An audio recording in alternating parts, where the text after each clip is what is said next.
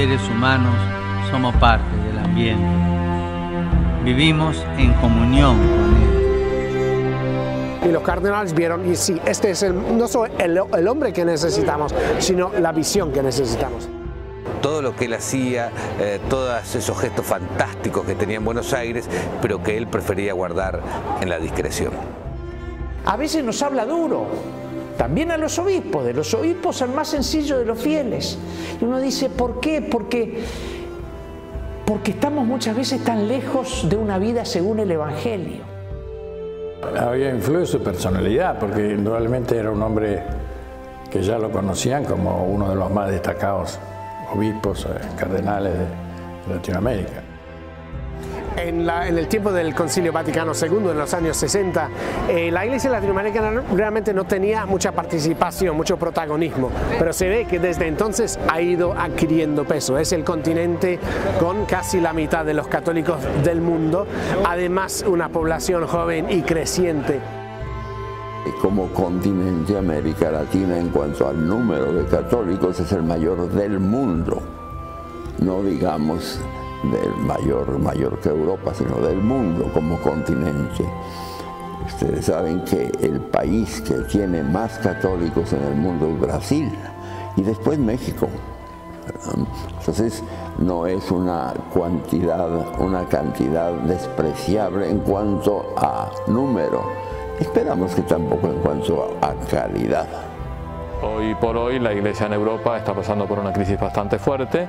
Me parece que también con los nombramientos que está realizando el Papa, de nuevos cardenales, etc., es una toma de conciencia de que han cambiado las cosas, la presencia de los católicos en el mundo, y a su vez estas iglesias más jóvenes pueden enriquecer una iglesia occidental que estaba quizá un poco esclerotizada. Yo creo que mucha gente ha dicho desde hace tiempo que llegará en algún momento la hora de que el Papa sea un no europeo, simplemente por la lógica, digamos, de la democracia. Pero ¿de dónde viene un Papa? Es importante. Es muy importante que la Iglesia de donde viene tenga, digamos, esté bien arraigada, tenga un peso. Entonces es lógico que América Latina sea, digamos, la nueva fuente del pontificado. Probabilmente si aspettavano un italiano, si aspettavano qualcosa di diverso, forse non un argentino.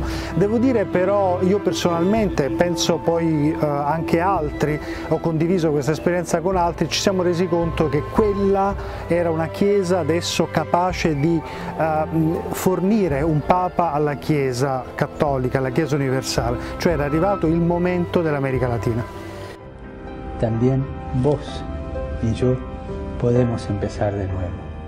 El cardenal Bergoglio en Buenos Aires tenía un perfil muy bajo, o sea, digamos, la gente podía intuir, digamos, la agudeza de sus mensajes, trascendían algunos gestos de mucha cercanía a los pobres, en fin, pero no se lo conocía mucho a él, digamos, en los medios de comunicación, digamos, ni que hablar como se lo conoce ahora al dedillo desde que es pontífice, insisto, porque él era muy discreto, él tenía un perfil muy bajo. La sensación era que Bergoglio se iba, digo, para ser claro. Sí, porque después parece que todo el mundo sabía que iba a ser Papa, no sé cómo, pero en Argentina todo el mundo sabía. La impresión, por lo menos desde mi punto de vista, era que se jubilaba. Sí, Bergoglio se iba, había cumplido su etapa, había presentado la renuncia y se iba. Y más bien era cómo terminamos las cosas que empezamos. Sí, esta era la sensación. Digo, ahora todos son profetas y todos veían que él se iba de blanco. Él pedía tener entrevistas, y eran entrevistas muy largas, con personas que habían sido víctimas de trata laboral o sexual. Esto es un capítulo donde él en esos temas le dedicaba muchísimo tiempo. Yo recuerdo audiencias en las que estuvo por lo menos 2 horas y media o 3 horas simplemente escuchando y llorando junto con las víctimas y compenetrándose desde lo emocional y después desde lo racional y después desde lo conceptual. él tenía mucha fama por sus homilías, a veces muy críticas del gobierno, implícitamente las famosas discursos en el Te Deum anual en Buenos Aires eran muy leídos, muy escuchados. Pero él tenía un perfil relativamente bajo, o sea, casi nunca daba entrevistas. Se dice que él podía caminar por las calles de Buenos Aires sin que la gente necesariamente lo reconociera, porque aparecía muy poco en la televisión. Lo que había ocurrido en el cónclave del 2005 daba indicios de que había una corriente de opinión dentro de la Iglesia que buscaba una iglesia en salida, que buscaba restituir principios en los cuales los pastores predicaran con el ejemplo y que volvieran de alguna manera a poner la centralidad en la opción por los pobres, enfrentando las nuevas formas de esclavitud, la cultura del descarte y todo esto. Cuando lo conocimos al padre Jorge, todo esto Jorge lo practicaba diariamente.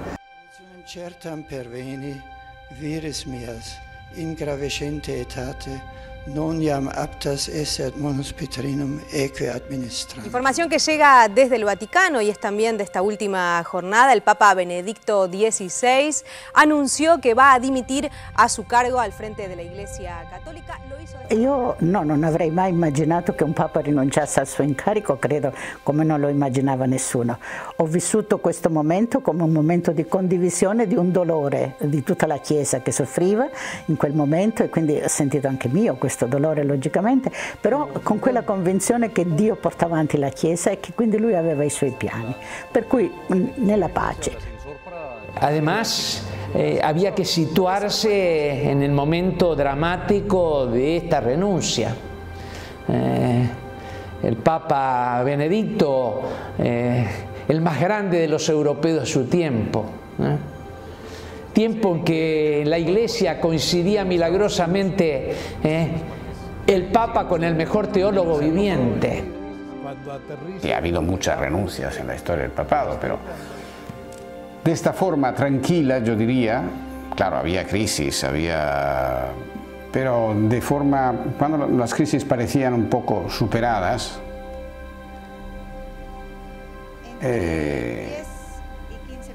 no tiene precedentes en la historia de la Iglesia. Y esto ha causado una especie de prolongación del periodo en que se baraja la elección de un nuevo Papa y las preguntas sobre quién puede ser.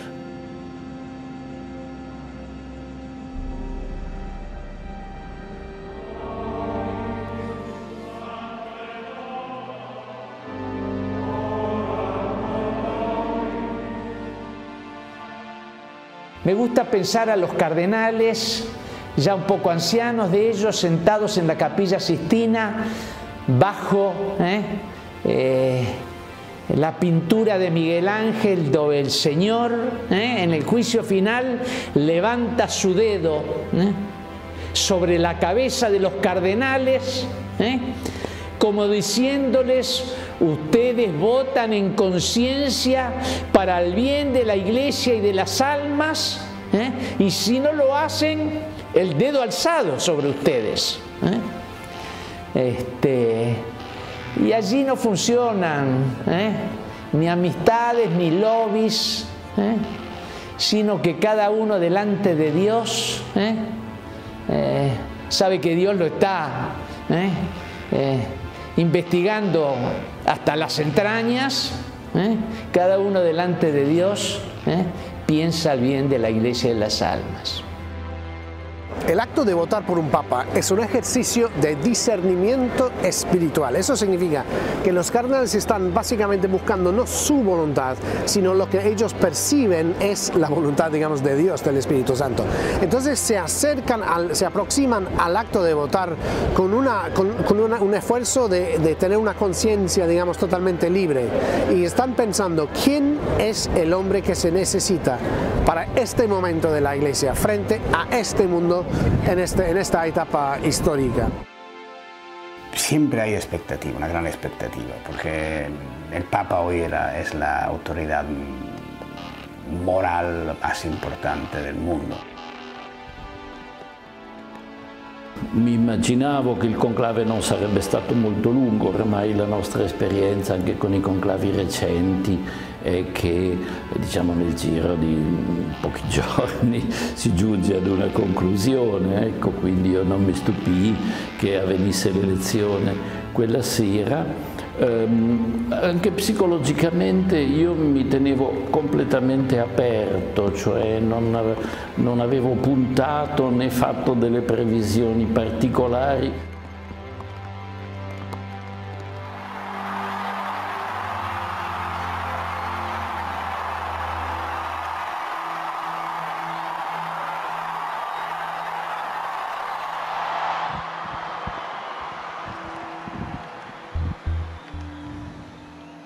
Annuncio vobis gaudium magnum, habemus papam.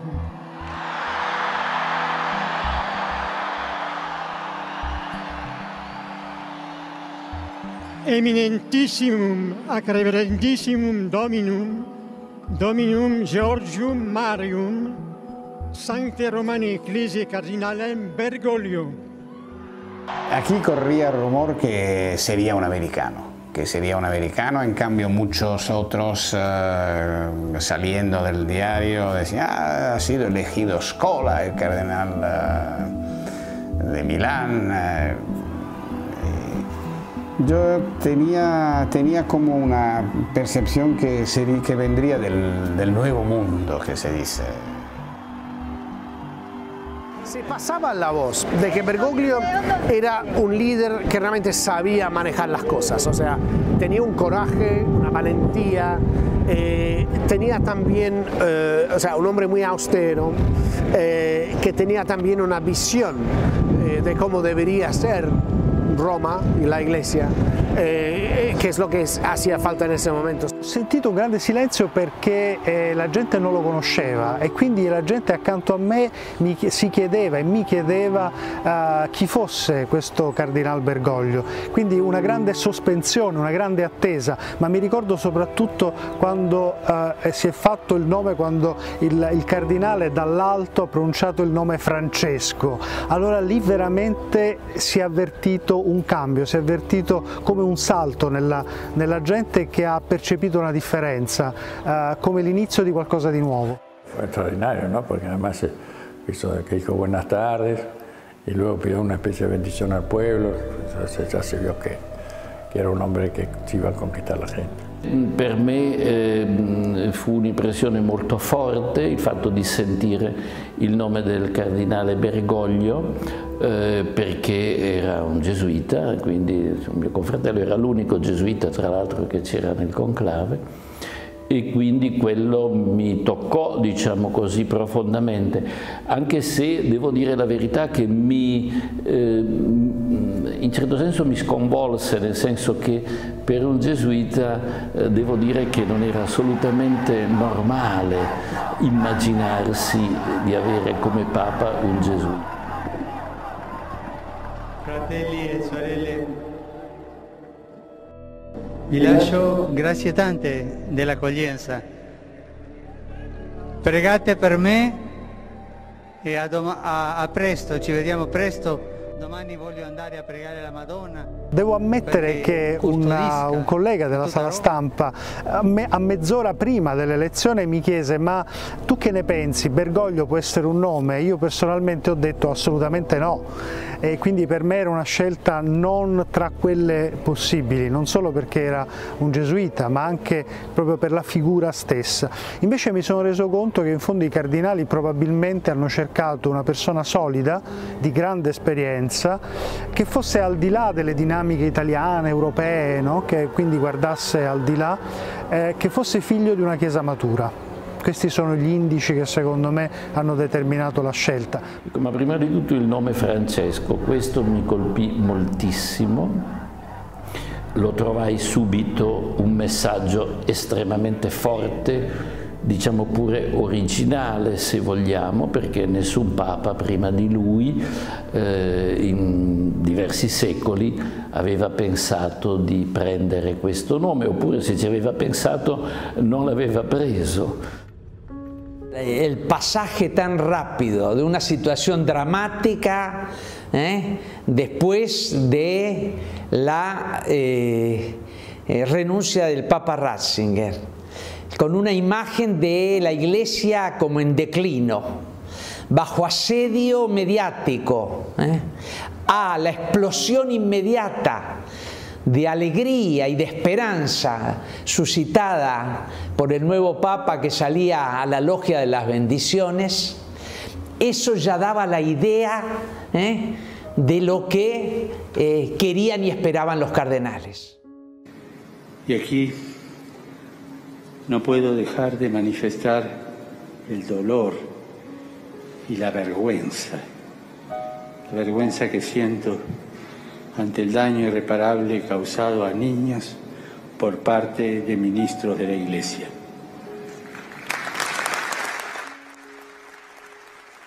Yo creo que una cosa debe ser sabio en la Plaza de Mayo y otra cosa es ser sabio en San Pedro. Es otra plaza, son otras personalidades que intervienen, es un tablero distinto. Es un mundo complejo y yo admiro que ese salto lo haya podido dar, ¿no? Dar desde las primeras horas, dar en un ambiente difícil, ser tan visitante y transformarse en tan local, yo te diría en horas. Yo pienso de que en los 2 o 3 primeros días de su pontificado el Papa ya dijo cosas fundamentales que marcarían su pontificado y que estaban ya en el corazón de los cardenales para bien de la Iglesia. El Papa dijo: este es el tiempo de la misericordia. Lo dijo, ¿cuándo? Lo dijo en el Ángelus, primer Ángelus. Este es el tiempo de la misericordia. Es decir, de una proximidad de la Iglesia, de una proximidad del Papa, de una proximidad de los obispos, de los pastores, proximidad misericordiosa a su gente, a la gente. No la Iglesia con el dedo alzado para denunciar y condenar los males del mundo. La misericordia per Francesco non è solo una cosa che riguarda le persone, ma riguarda anche i popoli, le nazioni.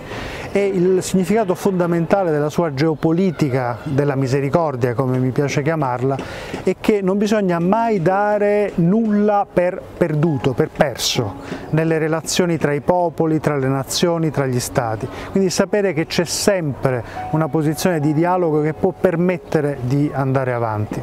El primer viaje, no hay que olvidárselo, hace en Lampedusa, o sea, una pequeña isla en el Mediterráneo, donde el Papa rinde homenaje a miles de muertos que escapando de la guerra, del hambre.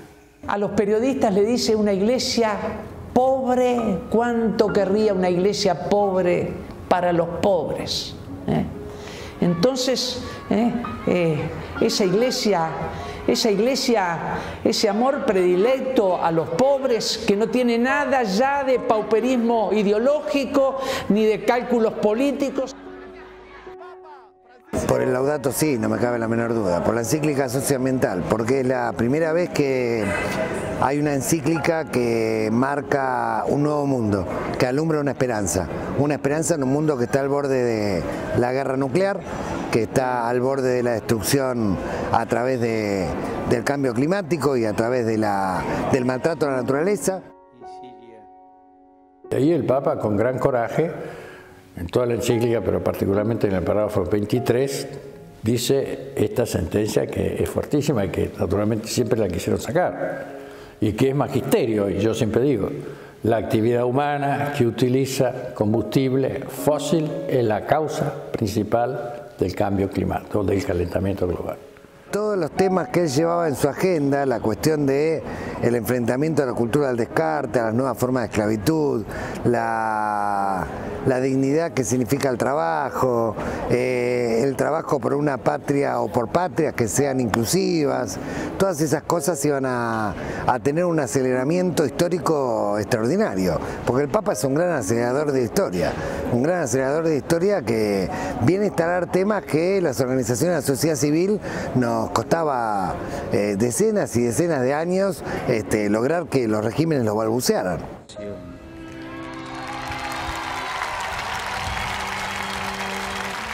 Por favor, no se avergüencen nunca de sus tradiciones.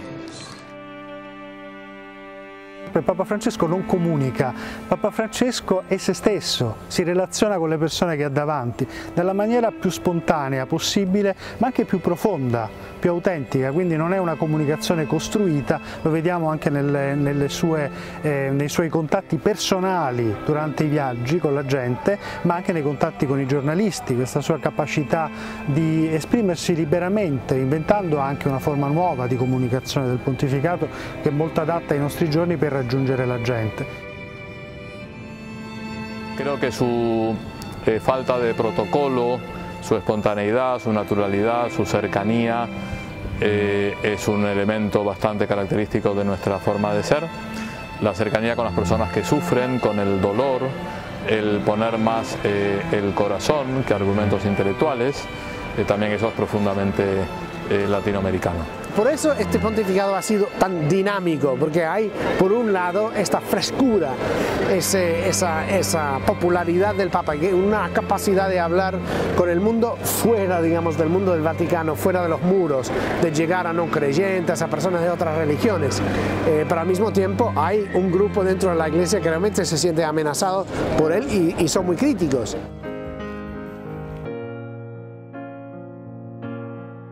Secondo me sta avendo un grande impatto, più di quanto si pensi, perché magari è un impatto che lì per lì è di emozione, è di simpatia, è di vicinanza così spontanea della gente verso questo Papa, però credo che sta avendo un grande effetto nel modo di vivere il cristianesimo oggi, e questo mi dà una grande gioia, perché veramente sento che è come una svolta, ma una svolta che possiamo chiamare una vera riforma non solo della curia romana ma della Chiesa intera, e non solo della Chiesa cattolica ma della cristianità, una vera riforma nel senso proprio di un ritorno al Vangelo puro, di una radicalità maggiore, e questo io l'ho sentito molto forte e lo sento tuttora molto forte. Muchos aquí hablan de un leve terremoto constante, digamos, precisamente porque lo que hace Francisco es poner a Cristo en el centro. Eso significa que la Iglesia tiene que desapegarse de las cosas a las cuales está aferrada. Entonces hay un proceso de conversión y purificación constante, no solo en la reforma aquí del Vaticano, sino también de las mentalidades y los hábitos de los curas, de los obispos, de los cardenales. Lo que más me sorprendió de esta nueva etapa de Bergoglio es el no creyente, el no católico, el no practicante, el agnóstico, lo sienten Papa. Es decir, ¿cómo lo sienten Papa los que no son del Papa? Esto es lo que más me sorprende, sobre todo en el tema de los jóvenes. No me acuerdo de un Papa que no era criticado. El Papa Motín también lo criticaban por otros temas, pero lo criticaban muchísimo. Al Papa Juan Pablo también lo criticaban. Al Papa Ratzinger, imaginarse todos los que lo criticaron. A este también lo critican. No sé si es más la crítica actual, no sé, eso ya. Pero efectivamente, en la medida que los papas siguen el Evangelio, en la medida en que se hacen radicales en el Evangelio, porque esta es la cosa. Naturalmente, cuando él habla del cambio climático está afectando a las compañías petroleras, cuando él habla de la deforestación, de los pesticidas, los herbicidas, está salpicando intereses de muchas potencias, de muchas multinacionales.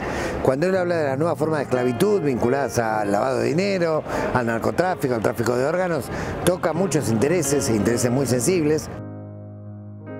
Hasta se llega a presentarlo como un papa político, que nada de esto, como un papa que no sigue la tradición. El papa lo ha dicho muchas veces, yo soy un hijo de la Iglesia.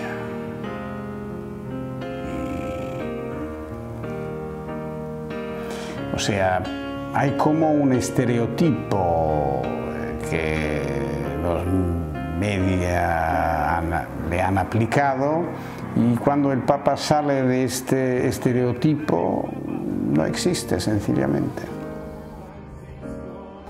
Ma, diciamo, questa è la prova che la sua azione è efficace, perché se non avesse critiche, se non avesse disapprovazioni, dubbi, significherebbe che il suo messaggio non è incisivo. Invece il suo messaggio è molto incisivo, dà fastidio, crea dei problemi ad alcuni, viene non compreso, alcuni vogliono presentarlo male oggettivamente, ma questo fa parte del processo.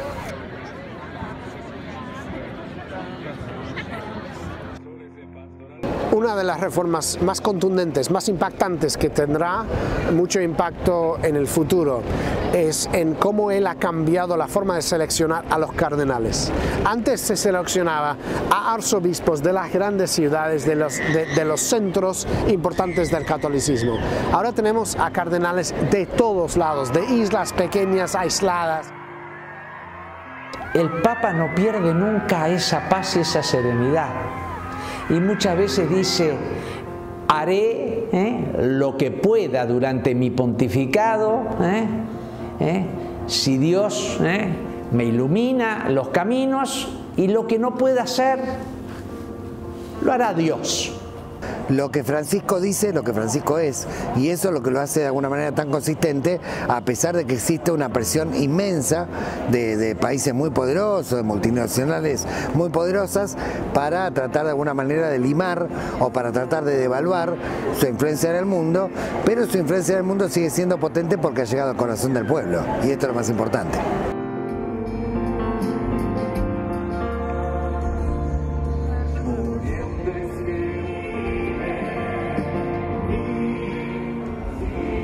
Les pido que no olviden que al igual que los llegaron aquí antes, ustedes traen muchos dones a esta nación.